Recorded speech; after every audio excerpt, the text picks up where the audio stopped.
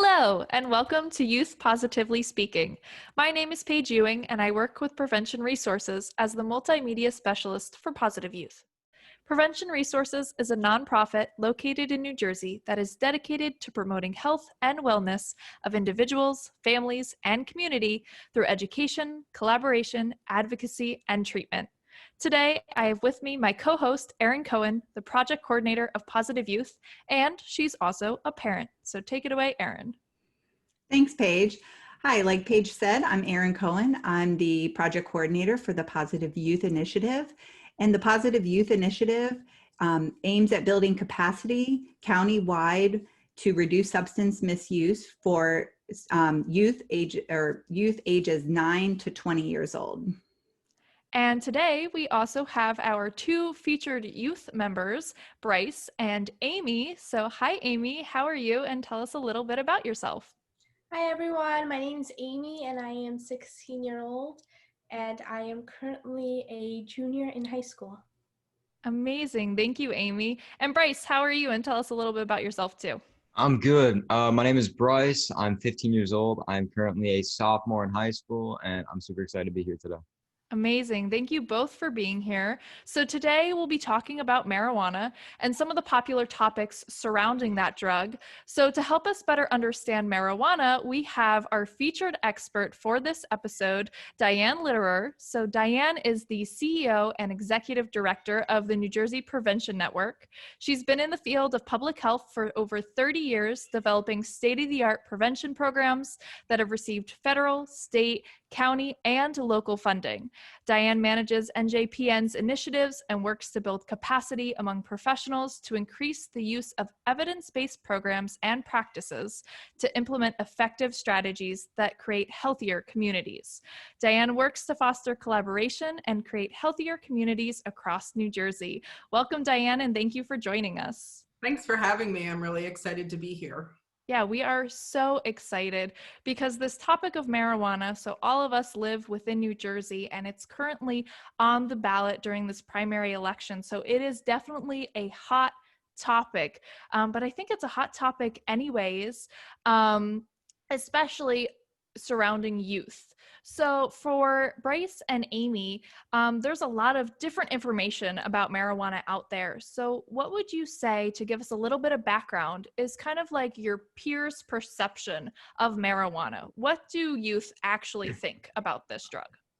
Well, I live around a lot of great people. I live in a really well community, and from the perception of adults, it seems like not a lot of children or teenagers, I'd rather say, use marijuana. But from a lot of my friends and a lot of experience, there's a lot of marijuana use in like high schools or with people among my age.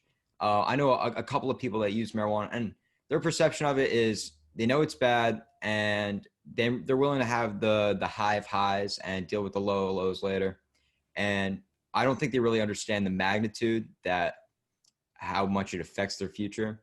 So it's mostly they care more about the benefits than, the lows and, the possible damage it could do to their body. But for the most part, they have an understanding that it's bad for them, but they don't really mind it that much. Okay, great. And Amy, how have you been seeing with your friends or your peers? What do they think about marijuana? Similar to Bryce, a lot of my peers do use recreational marijuana. They don't see any harm in it. They say it helps improve their mental health, and that's the main purpose of using it.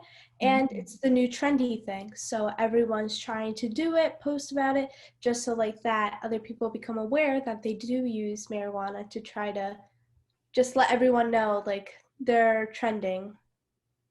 So are they posting that on social media when they're using marijuana? Is that where you're seeing it?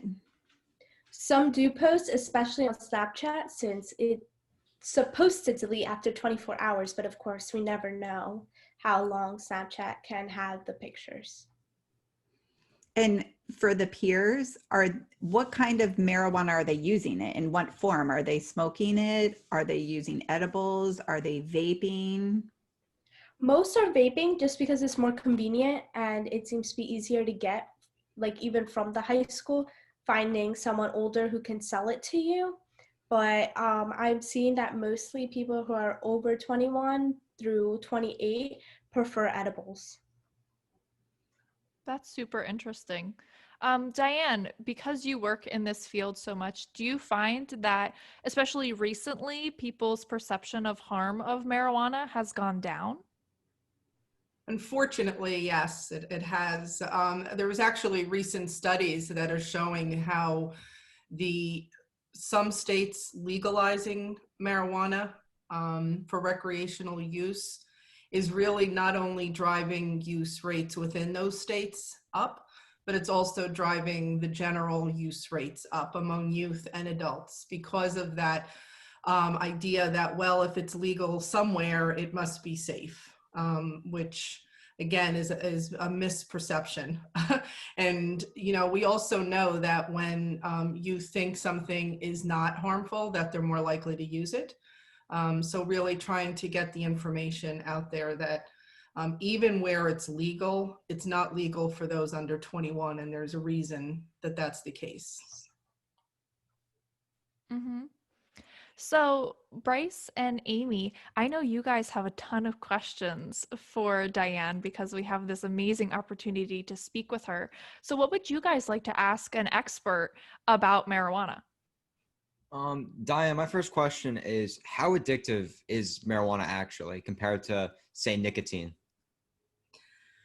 So the statistics say in general covers youth and adults, 1 in 10 people who use marijuana will become addicted to marijuana. But that number increases when someone is a more regular user, as well as when the product has a stronger level of THC.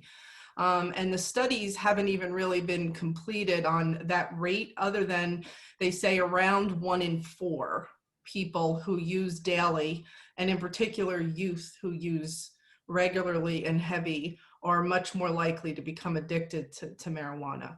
And those numbers, again, statistically range, to nicotine being even higher number of people that use tobacco become addicted. But again, it's not as simple as, because it depends on the percentage of THC, it depends on how often you use, and also depends on your own body chemistry and brain chemistry as to who's going to become addicted and who's not. But it definitely, there's a misperception that you can't be addicted to marijuana, and that is not true. You can be addicted to marijuana. And again, the more often and the higher rates of THC make it more likely for addiction to happen. Can you actually expand a little bit to Diane about THC? Because there's a huge misperception out there too, because you have people that think about when they used marijuana 20 years ago when they were in college, or when they saw people at Woodstock smoking marijuana. Can you talk about THC levels and how it's changed over time? Sure. I mean, when you talk about Woodstock, you're talking about marijuana that might have had about a 4% THC rate. Now the smokable, what people know as a joint, is around 20% THC, sometimes even 30% THC. But again, Amy had mentioned how much more frequently people are utilizing the vape products for ingesting marijuana. And Paige mentioned the edibles, and those 2 different ways, and dabbing and a few other, allows people to get THC as high as 99% of the product. So it is not, as some people say, the marijuana you used, or your grandpa used, or your father used, based on how old you are, that it really is a whole different product now than was in the past. And I think that's really at the core of the misunderstanding, because, so many people have that either personal experience or just the stories that it's the marijuana that people are chilling out and having a cigarette of marijuana, totally different in the current environment where you can ingest such high levels of THC. and the reaction and the impact on not only your brain, but your body and the use of that kind of product. So what is THC? It's the chemical that is in cannabis that is the mind-altering chemical. And, you know, I think that's the other kind of component that ends up getting confusing, because it's the THC that is the addictive product and that is the mind-altering. Sometimes people see the CBD as it is one of the other chemicals that are in cannabis that is not mind-altering and is a chemical that sometimes is used in the medical components of marijuana that has been found to be helpful in some areas. So people see like cannabis-based products that are really CBD and get confused that, you know, well, that's legal, you know, it's being sold here or there. Why isn't the THC products being sold, or why isn't, you know, kind of not knowing the difference between those two things, and it's very specific difference. Many products, you know, cannabis is the plant, and there are other drugs that are extracted, both positive drugs and negative drugs that are extracted from a product that has more chemicals in it than what they extract. And that's, again, the complication between sort of some medical usage of some chemicals that are from the plant versus the products that we're talking about that has THC that is addictive. And there's not a medical benefit to the THC component. I had a question more specific for New Jersey. If it gets legalized, do you think there'll be a higher rate of car accidents as we are the most populous state? Absolutely. I mean, that is one of the major scares that I have.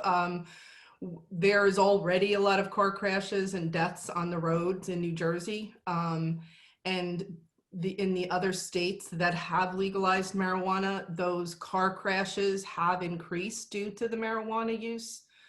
And that's in Colorado and so forth, in states that only some pockets of urban centers are in Colorado. I mean, broadly, there is not that many. It's not densely populated state.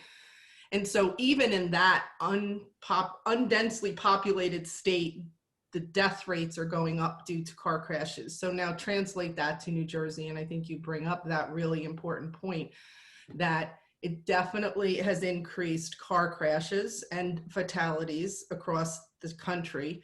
And now we're bringing more people using the product that's going to be more available. And those car crash rates are definitely going to increase. And I think that's a really great point that you bring up, Amy and Diane, because with alcohol, you know, if somebody's been drinking and they decide to, you know, drink and drive, we do have tests to, you know, essentially hold that person accountable for their actions. Whereas marijuana, we don't have very accurate on the side of the road tests to be able to tell if somebody has essentially, you know, been inebriated by marijuana and has been driving. So we can't hold people to the same level of accountability that we can as something like alcohol. Absolutely. And that is a major issue that they're finding, and a major issue when you're talking about talking with law enforcement. They're concerned because there isn't a roadside test. Now, speaking of law enforcement, with legalizing marijuana potentially happening, like with it on the November ballot, does decriminalizing marijuana help it prevent from being a gateway drug, or would it be worse for marijuana to be legal because it could, you know, have people going into doing harder drugs?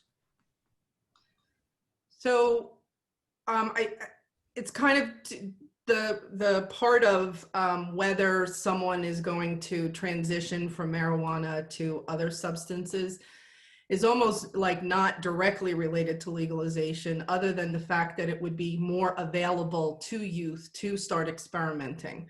So sort of more of the idea that it's more socially acceptable, more youth will feel like they're going to try it. As it relates to the transition from marijuana use to other drug use is really long-standing research. We don't really like to call it a gateway drug because even if someone just uses marijuana, there is definitely dangers and negative consequences that can happen. But when you look on the other end of all of the different substances that someone can use, and most people really clearly understand heroin and opiate use and that causes death and overdose, that's been in the news. When you talk to people who are in recovery and have had sort of a pathway through their addiction and are using opiates and heroin, most often they started with marijuana. Like that was the beginning of their path. And when they actually became addicted to the substance or moved on or multiple drug use, everyone's story is slightly different, but it absolutely statistically shows that when someone starts using marijuana, they are much more likely to continue to use marijuana as well as to use other substances as well. Right. You're exactly right on that, Diane. I think I've heard the saying that not everyone who smokes marijuana moves on to heroin, but everyone who uses heroin has started with marijuana at some point in that journey. So Bryce, one of the things you mentioned, you kind of had a two-part thing you were saying to Diane, and you also brought up decriminalization. And that is one of the biggest proponents of why people want to legalize marijuana, because of the decriminalization aspect to it. And a lot of people don't really realize that you can have decriminalization of marijuana without legalization of marijuana. And we have all these prisons that are full of people that have marijuana charges. So Diane, is there anything that you can talk to us about decriminalization, what states that have already legalized, what they have found with decriminalization? Yeah, so there really is this separation, and those of us in prevention and are really supportive of decriminalizing marijuana. We don't want people to get arrested for possession and use and so forth. That's not our mission. It's been frustrating in New Jersey because there is a decriminalization law, a bill that's been proposed that they're not moving on. So legalization will make it a commercialized product, promoted, readily available in outlets and stores and so forth. So there is this difference. So the decriminalization components would certainly be a benefit because, again, we don't think someone should be going to jail for their substance use. But the decriminalization can still deter people and understand that there could be some more minor consequence. And it also can allow people who might be having problem use get identified earlier and interventions being available to them. So it's really when, someone is going to the ballot this time and voting, they may really think all about decriminalization. This is what we want, is decriminalization, but that is not what is currently on the ballot. What's currently on the ballot is changing our New Jersey Constitution that would allow legalization, which would allow both the sale, producing, wholesaling, and then selling the product, as well as commercializing that product in a promotional kind of social norming way. I had a question about mental health. Are there any statistics or information about how mental health has changed states after marijuana became legalized? So the statistics are either steady or increasing the mental health consequences of marijuana use. There is both short-term and long-term mental health impacts.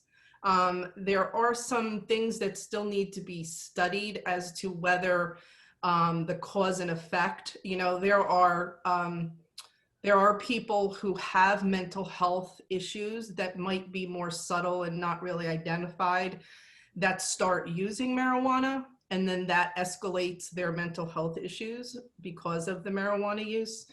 There are some other examples and research that shows that there is a cause effect to possible development of schizophrenia. Again, there's components to that it's for higher in people who may have a family history of schizophrenia. So again, it's sort of like which happened first, is the chicken or the egg. But you know, when you don't want the chicken or the egg, you know, not using is better. So the fact that this strong correlation between mental health and marijuana use is high and is sort of showing up in research. The fact that more people, which is a statistic that's clear in states where marijuana is legalized, both more youth and more adults are using. So it then would translate to more mental health issues. You're seeing in statistics more, you know, depression, anxiety, higher rates of suicide among teens who smoke marijuana. It kind of goes on and on with sort of the list of the connections that I think it's definitely an issue that we should be concerned with as this topic and discussion and possible legalization is approaching New Jersey. And Amy, I think that's also a really great point is, you know, I've even heard, I'm only 22, I've heard a lot of my friends, they say, oh, pot's great for my anxiety or something like that because it was great for my parents back in the day. But that kind of brings us, you know, circling back to that whole THC levels are so different now that where back then it might have been, you know, great for your grandma, you know, when it was a 3% THC level. Now when you're, you know, having a dab pen where you're getting up to 99% THC, like just like what you were saying, Diane, like that can absolutely have a horrible effect for your mental health.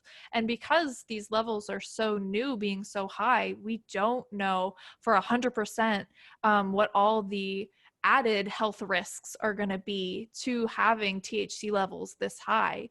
We know that marijuana use disorder is a thing. And that people absolutely can become addicted to marijuana. And so now it's just so much easier with these higher THC levels. And we don't know all these added risks that there are because of that. I think one thing that we should even talk about too is what the landscape of what our communities will look like if marijuana becomes legalized. Right now, when you think about our communities now where you have liquor stores, is that what it's going to be like for marijuana dispensaries? That was actually my question also, because going to my school, like not even half a mile away from it with a walking distance, there's a store where they sell a lot of vapes and stuff. And I kind of feel like it's a little bit too close to school, making it more accessible. But at the same time, you think of the liquors, they're all right by the middle of the town. So does that influence use? Well, think about how you feel about alcohol, Amy and Bryce. How do you feel about alcohol? You see alcohol everywhere, right? So really, alcohol is normal, isn't it? And so when we look at marijuana right now, and with the possibility of it becoming legal, the concern for me as a parent is normalization. I don't want you all to think that it's normal to smoke marijuana and it is okay to do whenever you want to do it. I think that's a huge concern. And what they have seen in states where it has already been legalized, that the youth use rates are higher because it's becoming normalized. It's becoming the normal thing to see.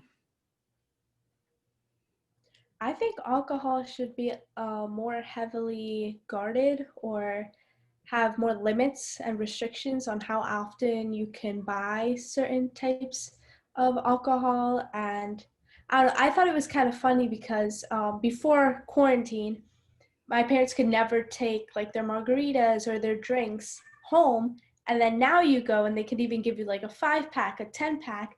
And so it's like quarantine has already changed so many things, and a lot of parents are feeling more stressed. So they tend to drink more, but then that's just bringing more alcohol into the household, where they might have teens who could be like, oh, they won't notice this little bit, or you know what, it's just like I'm at home, the school can't do anything. So it's like I feel like they should be monitoring it more closely on who buys, how often, and having the resources also there. Like even if it's just on a bulletin board or at the end of the receipt, just so people know like there's help out there and they can get help. And that's a Amy, great you are wise beyond your years. That's what I was just going to say. And also, this is a great opportunity for you guys to tell, parents like Erin of like, what do you guys need to hear or see? Because I know even for me, when I see my parents normalizing something, it makes me think, oh, I can do that too. And so having those resources, maybe at the end of a receipt saying, know the dangers of drinking, or in this case, marijuana. And of course, Prevention Resources Positive Youth, also, we have our help app. So if you go to the App Store and look up Help App Prevention Resources, this is a great app that has a huge list of resources for drug and alcohol addiction, for bullying, mental health resources, and a bunch of stuff like that. And of course, information as well about alcohol and marijuana. So anybody who's interested in that, I would recommend looking at that too. But Bryce and Amy, what do you think is the best way for teens to learn about the dangers of marijuana? Is it, having conversations like this? Is it hearing it from your parents? Like, Bryce, what do you think? What's the best way for people to learn about the dangers of marijuana? I think it's a terrible way, but I think the only real way of somebody actually learning how bad marijuana is to see someone personally or somebody that you're close to struggle with substance abuse, because that's the only real way. It's not verbally, it's physically. You could see them deteriorating and just completely falling apart, because I know I've seen a lot of people, fall victim to substance abuse, and seeing it personally on top of the facts that I already know makes me for sure want to stay out of it. So I know for a fact that if other people, see, their close friends, maybe family members, maybe their parents even falling apart because they're smoking too much weed or they're drinking even, that's the best way. Because, hearing about it, it might go in one ear and out the other, but seeing it, that could stick with you for a while. I agree with Bryce, and I also think the schools should allow more open conversations with a teacher who can guide the conversation, be like, well, actually, these are the facts, and this is how it could affect you. Because ultimately, you learn a lot by having open conversations and not being feared of saying something that you shouldn't say.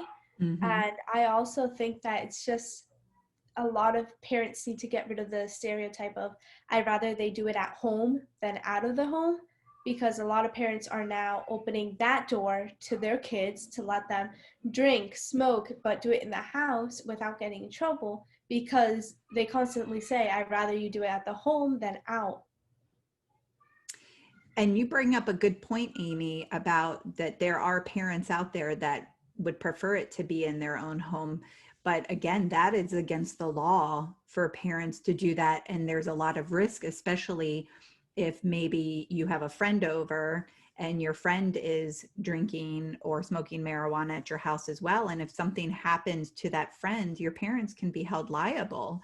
So there's a lot of things that can happen with it detrimentally for parents with youth using it in the home. And Erin, as a parent, what would you say is like your greatest fear if, you found out your child was using marijuana? Well, the biggest thing that I would be very afraid with my kids using any substances. And because with them being under the age of 25, I know that they're more apt to be addicted and for their brain to change since it's not fully developed yet. But I would be really concerned with the risk taking that would be happening, because really there's a lot of impulse with teenagers. And would they get in a car with someone who's using? Would they be more apt to get in a fight? There's a lot of things that can happen. And, you know, I'm fearful for things like that. But I also want all parents out there to really be able to let their kids talk to them openly and honestly. I do tell my kids, talk to me and let me know things. Are you curious? What do you want to know about it? Have you tried it? Have I tried it before? You know, I want to really be honest with the kids, because I understand the curiosity. We know a lot of why kids start anything is curiosity or pressure, you know, and peer pressure is a real thing. And I understand that. But, you know, I am worried about the idea of legalization, because I am concerned about access, just like what Diane talked about with availability. It will be much more available and out there, just like alcohol. You know, alcohol is still the #1 substance that teens use in our county. And it's because it's accessible. And I think with bringing marijuana in potentially for recreational use for adults, that it will increase the availability. And that's a huge, huge concern. And Diane, just as our expert, you know, with so much knowledge, what would you tell youths about marijuana? What do you think is the most important thing for them to know about this drug? There's so much, so I'm hesitating because I don't know which direction to go. But I think that, you know, I would tell kids not to let this industry that is manipulating their peers as well as potentially themselves to think that this product is not dangerous. And in particular, and Erin mentioned the fact that, you know, there can be people, adults that use that you might not see those negative consequences face in the face, but youth using these products really put them at risk because of the developing brain, because these products not only are inconsistent on how much THC and what other elements are in the products that they're smoking.